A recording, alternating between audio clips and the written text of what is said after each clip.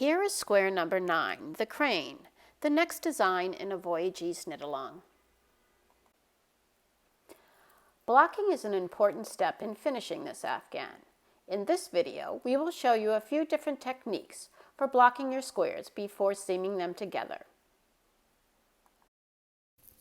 I'm going to show you 2 different ways of blocking using this crane square and one of the solid silk garden self-striping square.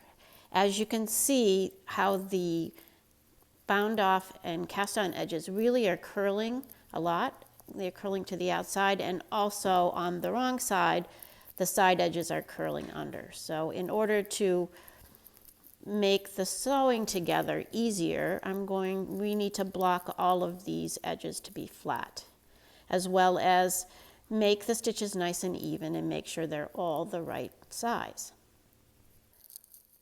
The first thing you need is a padded surface a few inches larger than the square. There are a variety of boards on the market, but I like to use these blocking mats as they come in pieces and can be put together like puzzle pieces to make them any size you want. You could also use an ironing board. You also need to have several long rust-proof straight pins, such as these T-pins, which are nice for holding the fabric in place, or these other straight pins with the little button on the top. There's another tool available, these knit blockers that come in 2 sizes and contain several stainless steel pins. They are a quicker and more accurate method of pinning the knitted piece in place. I will now go on to show you how you use these tools to block your knitted square. Here I have a plain stockinette stitch square in one of the silk garden colors, and I'm going to pin this square out to be 10 inches. So I am using these nice blocking mats. So I start by pinning at the lower bottom corner on the right hand side and take my measuring tape and stretch the piece out to be 10.5 inches and take another pin and try to keep it as straight and even as you can. I'm going to pin it there into the other opposite end and measure it once more to make 10.5 inches. And there I have it at 10.5 inches. Then I'm going to go to the top of the square, and I like to pin the corners out first. So I'm going to just eyeball it for the moment and pin each of the 2 top corners out, and then take my measuring tape and measure it afterwards. So I pull it out that way and put in a pin. And the next thing I will do, I still have to measure across here the 10.5 inches, but I know that this piece here is at 10.5, so I'm going to put my pins about 1 inch apart the whole way across this cast on edge.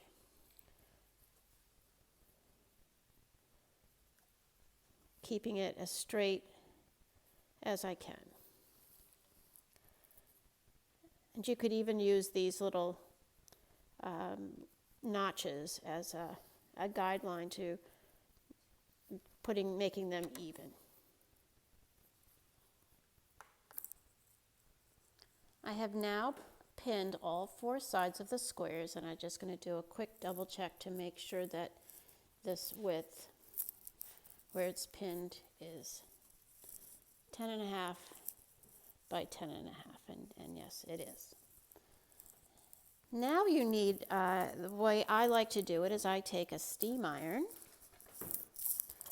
and I never place the iron directly onto the fabric, so I take a cloth.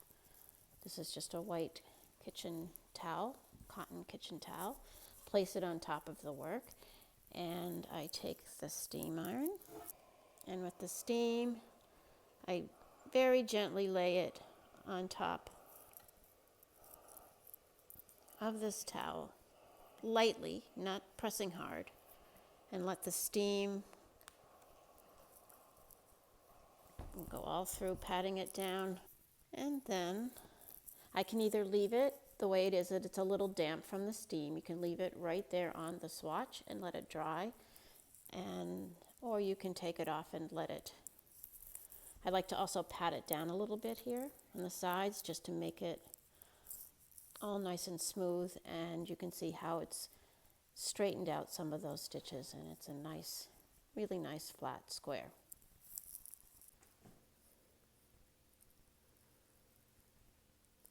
Here is the single color square that I blocked by using light steam at all of the edges and pinned them out using the pins with the small round tops. Now, as you can see, it's all nice and flat. The edges at the side still curl in just a tiny bit, but the fabric is nice and smooth so that when you go to seam it, it should be ready and make a beautiful seam.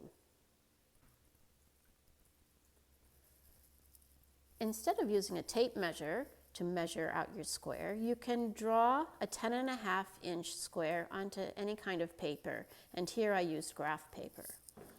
And I'm also going to use these pins that I talked about earlier and show you how you're going to measure and pin this square. I'm going to use these pins and pin out the 4 corners as I did before. So I'm going to take and finish doing this last corner right up there. And with that in place, I'm going to finish putting pins along the top and bottom edge.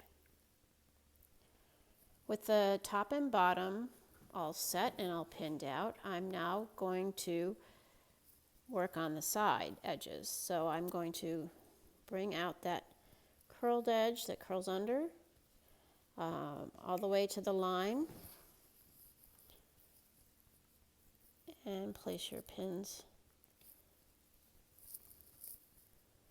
in the outside edge, and then go to the other side and pull it out to the line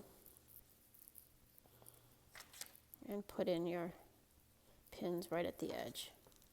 Again, be very careful. These pins are very, very sharp. What I like about them is it really holds the fabric in place really well. So now we have all 4 sides pinned very nicely. You have a beautiful square.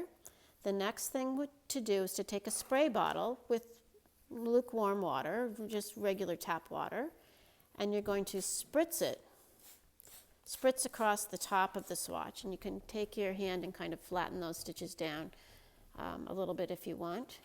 And you don't have to do much, just so that it's a bit damp. So after you've completed spritzing it a little bit, you can use your hands to pat it to make the stitches smooth. Make sure all these lines are nice and smooth.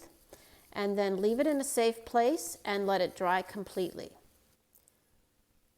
The crane swatch is now dried, and I'm going to remove these pins, and let's see how nice and flat this swatch will be.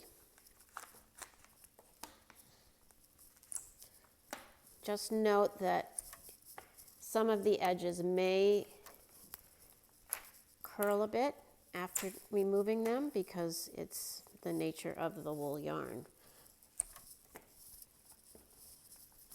So here we have a lovely, beautiful flat swatch fitting inside of our 10.5-inch square. Again, with some of these edges being a little curled under, but for the most part, this is a perfect square. And you will have nice, smooth edges for seaming to the other swatches, the other squares. With all your squares neatly blocked, you will find the next step of seaming them together a breeze.